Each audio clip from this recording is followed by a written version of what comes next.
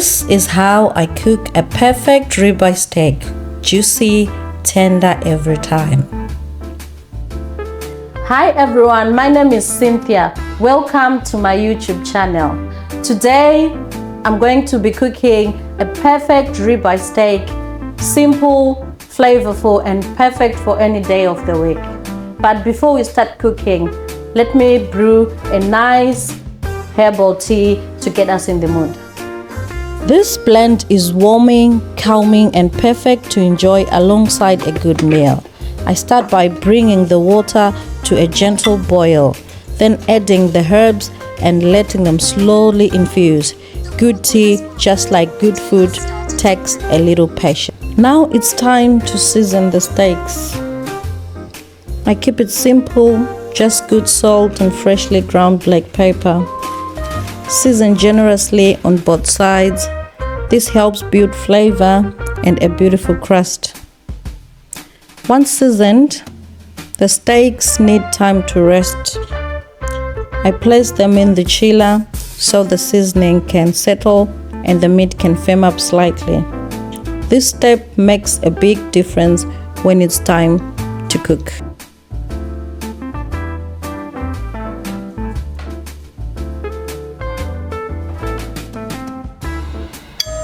Your drink is ready now. Enjoy!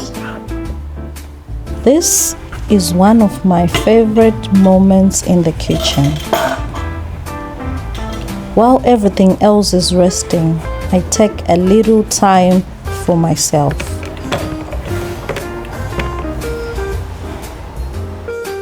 I pour the tea slowly, letting the herbs release their warmth and flavor. Herbal tea doesn't need much, just patience and good ingredients.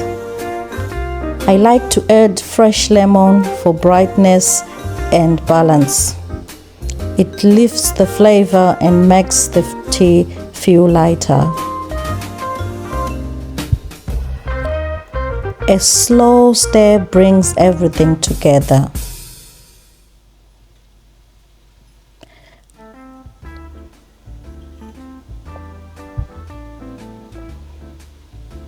The aroma is comforting, earthy, and calming. This is the kind of drink that helps you reset. Warm, soothing, just right. Now let's get everything together.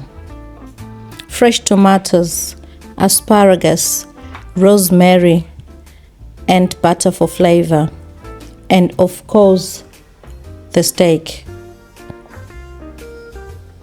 This is my new fork rib skillet. Perfect for a deep, even sear. Let's get it heating. A little oil.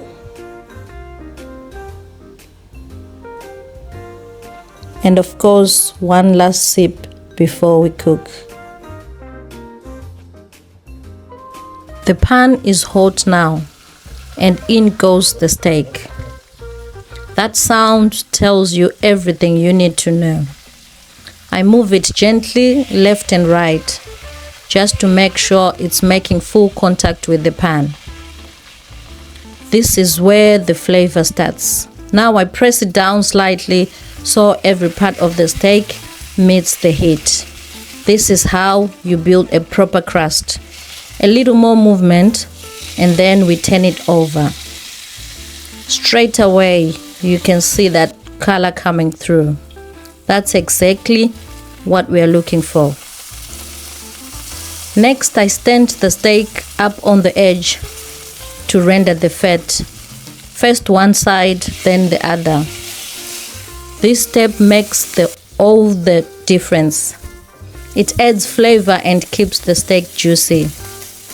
I turn it once more, just to make sure both sides are evenly cooked. Nothing rushed, just steady heat and patience.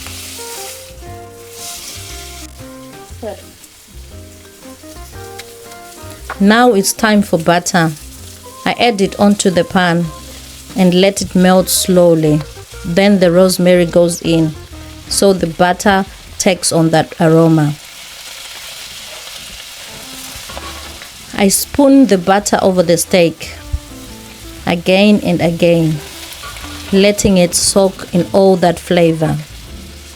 This is how I like my steak, medium to well done. Still tender, still juicy, but full of richness.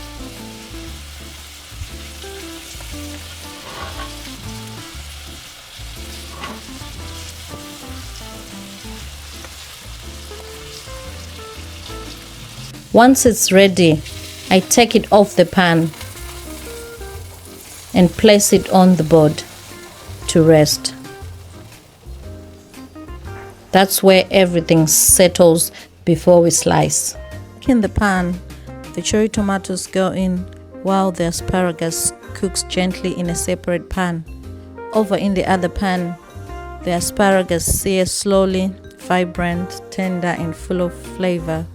The tomatoes soften and blister, releasing their natural sweetness.